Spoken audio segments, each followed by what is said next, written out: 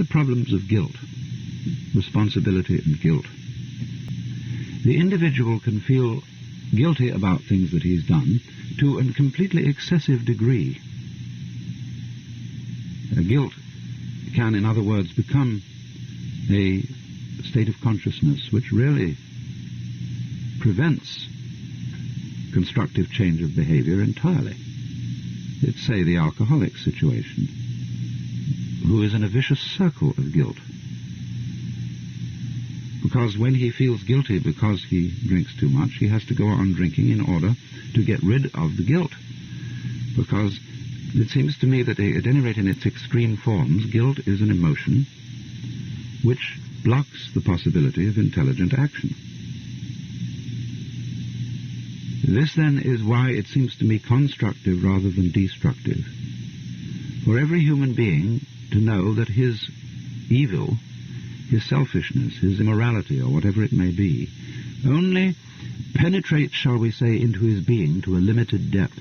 Beyond that depth there is a core, a center, which is at once his own and at once universal, at which he is beyond good and evil and beyond guilt, where, shall we say, he is profoundly sane. I believe it's a hallmark of sanity that a person who is fundamentally human and mature always has the awareness of that center in himself somewhere. I'll never forget the first time I discovered it in myself. It was when I was a child and I'd just played an outrageous prank. I had mixed up some acetylene with carbide and water and thrown the mix at someone by way of a practical joke. And there was a frightful uproar. It was done at a neighbor's house, and my friend's elder brother bawled me out and said, "Never come back to this place again," as if I felt suddenly that I'd done the most awful thing possible, because I didn't really know that it was relatively harmless and that the mixture wasn't going to cause any serious damage. I thought probably I'd done something like throwing vitriol at somebody. And I remember feeling absolutely terrible about the whole thing, and yet discovering somewhere in the middle of this frightful sensation of guilt that there was a curious strength somewhere right down where I knew in the middle of me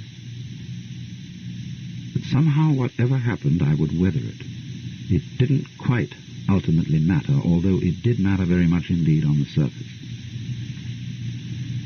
That was the first glimmer of the sort of sensation I'm talking about. The sanity of being able to live simultaneously on two levels where the truth at one is not the same as the truth at the other.